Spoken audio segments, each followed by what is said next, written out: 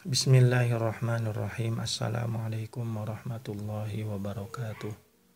Alhamdulillahi wassalatu wassalamu ala rasulillah wa ala alihi wa sahbihi wa mawala amma ba'du. Qala Rasulullah sallallahu alaihi wasallam, man yuridillahu bihi khairan yufaqihu fid din. Ya. Baik ikhwan dan akhwat sekalian, kita akan membahas hadis ya. Dilihat dari hadis itu disandarkan kepada siapa? Au bi'tibari man usnida ilaihi ya. Kadang hadis itu disandarkan hanya kepada Nabi sallallahu alaihi wasallam. Kadang bisa juga Nabi sallallahu alaihi wasallam menyandarkan hadis tersebut kepada Allah Subhanahu wa taala. Dan ini disebut dengan hadis qudsi. Kalau yang hadis itu hanya disandarkan kepada Nabi, maka disebut dengan marfu.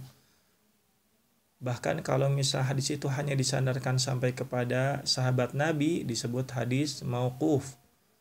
Kalau hadis tersebut hanya disandarkan kepada tabi'in, maka disebut dengan hadis maqtu. Itu gambaran jenis-jenis hadis, dilihat hadis itu disandarkan kepada siapa.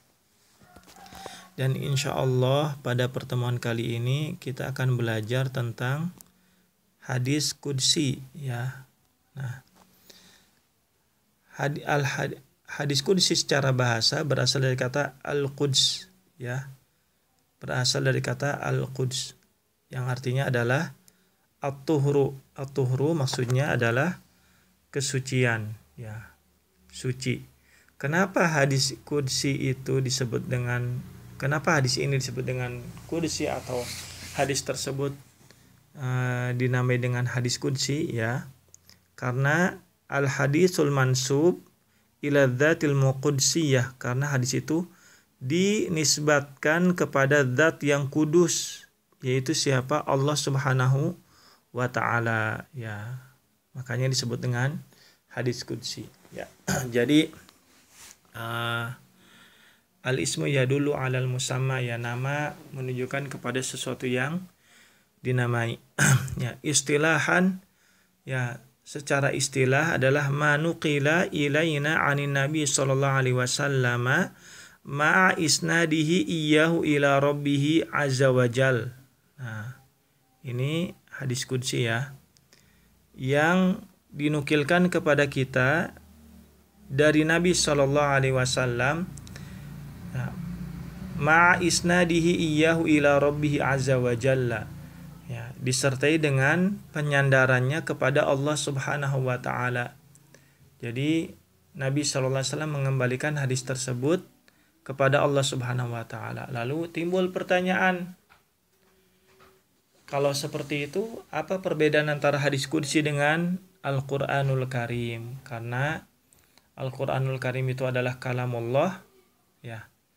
Sedangkan hadis qudsi itu adalah kalam Nabi sallallahu alaihi wasallam, hanya saja dinisbatkan kepada Allah Subhanahu wa taala secara maknanya. Maka ada beberapa perbedaan antara hadis qudsi dengan Al-Qur'an itu sendiri ya. Yang pertama, ikhwan dan akhwat sekalian, perbedaan antara hadis qudsi dengan Al-Qur'an adalah annal Qur'ana lafduhu wa ma'nahu 'anillah ya. Quran itu lafaz dan maknanya itu dari Allah Subhanahu wa taala. Ya. Jadi lafaz dan maknanya dari Allah Subhanahu wa taala, huruf per hurufnya dari Allah Subhanahu wa taala. Dan maknanya itu dari Allah Subhanahu wa taala. Ya. Sedangkan hadis qudsi, wal hadisul qudsiyyu ma'nahu minallahi wa lafduhu indan min indin Nabi sallallahu alaihi wasallam. Sedangkan hadis qudsi maknanya dari Allah ya, dan lafadznya dari Nabi sallallahu alaihi wasallam ya. Bagaimana Nabi sallallahu alaihi wasallam bisa mengetahui dan mengungkapkan makna yang diwahyukan? Ya, tentu makna tersebut berasal dari Allah Subhanahu wa taala ya, dengan perantaran wahyu atau ilham ya, seperti itu.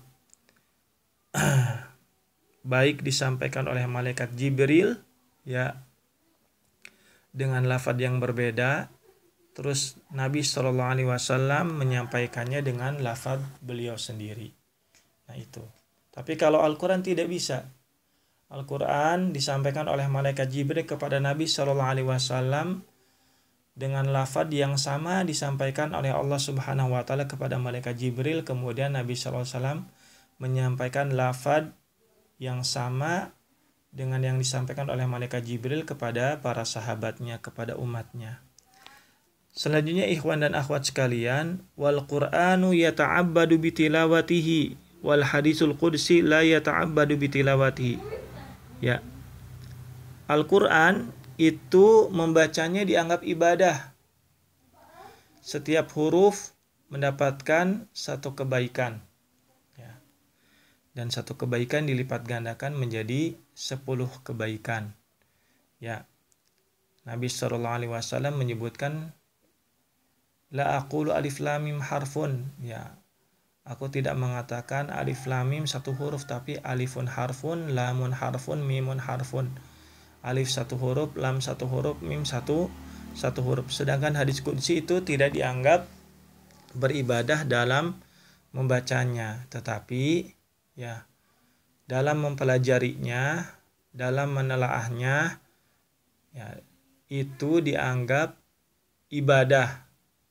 Dalam memahaminya juga dianggap ibadah, karena sebagai bagian dari tafaqquh fiddin, belajar ilmu agama. Tapi membacanya satu huruf per huruf, satu kata per kata, itu tidak dianggap ibadah sama seperti Al-Quran.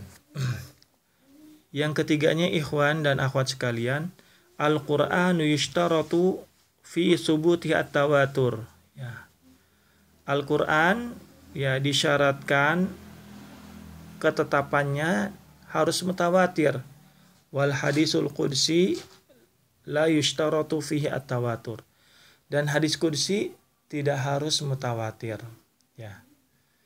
Makanya hadis qudsi ada juga yang sahih, ada yang hasan, bahkan ada juga yang dhaif. Ya, seperti itu.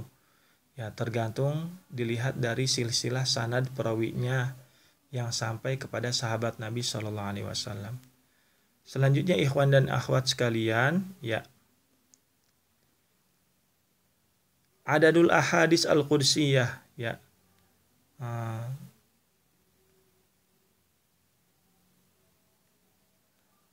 jumlah hadis-hadis qudsi tidak banyak, ya, bahkan disebutkan di sini, ya, untuk jenis-jenis hadis qudsi itu wa'aduduha yazidu 'alal mi'atai hadis, ya. Dan ya jenis bilangannya atau jumlah hadis qudsi itu ya lebih banyaklah daripada 200 hadis. Mungkin bisa jadi kalimat ini la yazidu 'alal mi'atai hadis maksudnya. Ya, tidak lebih dari 200 hadis, ya. Tapi antum kan dan antuna bisa melihat, ya, kitab yang paling bagus dalam hadis qudsi itu Jami'u al-Ahadits al-Qudsiyah. Nanti coba kita lihat di internet apakah ada atau tidak, nanti coba di-downloadkan insyaallah. Yang berikutnya ikhwan dan akhwat sekalian, ya. Contoh dari hadis qudsi adalah yang diriwayatkan oleh Imam Muslim di dalam sahihnya an Abi Dzarrin radhiyallahu anhu an Nabi sallallahu alaihi wasallam fima rawa anillahi tabaraka wa taala. Nah, ini redaksinya seperti ini, fima rawa, ya. Fima rawa anillahi tabaraka wa taala. Jadi Nabi sallallahu alaihi wasallam nisbatkan hadis itu dari Allah Subhanahu wa taala. Disebutkan, ya ibadi inni haramtu dzulma ala nafsi wa ja'altuhu bainakum muharraman fala tadzalamu. Wahai hambaku, sesungguhnya aku mengharamkan kezaliman atas diriku dan menjadikannya haram di antara kalian, maka janganlah kalian saling menzalimi. Nah, untuk redaksi periwayatan hadis qudsi sendiri ada dua cara, ya, yang disebutkan ulama ahli hadis. Yang pertama, qala Rasulullah sallallahu alaihi wasallam fi ma yarwihi an Rabbih tabaraka wa taala. Nah, ini redaksi ini tentunya dari Ya, ya, dari sanadnya ya, dari perawinya.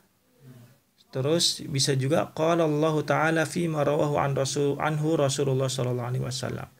Ini redaksi kedua. Ya. Selanjutnya asyhuru al-musannafat fihi ya. Hadis-hadis kitab-kitab hadis yang masyhur di dalamnya adalah yang berkenaan hadis kursi, ada namanya Al-Ittihafat As-Sunniyah bil Ahadis Al-Qudsiyah. Ya. Al-Ittihafat As-Sunniyah bil Ahadis Al-Qudsiyah. Ya. Ini. Terus juga karya siapa? Karya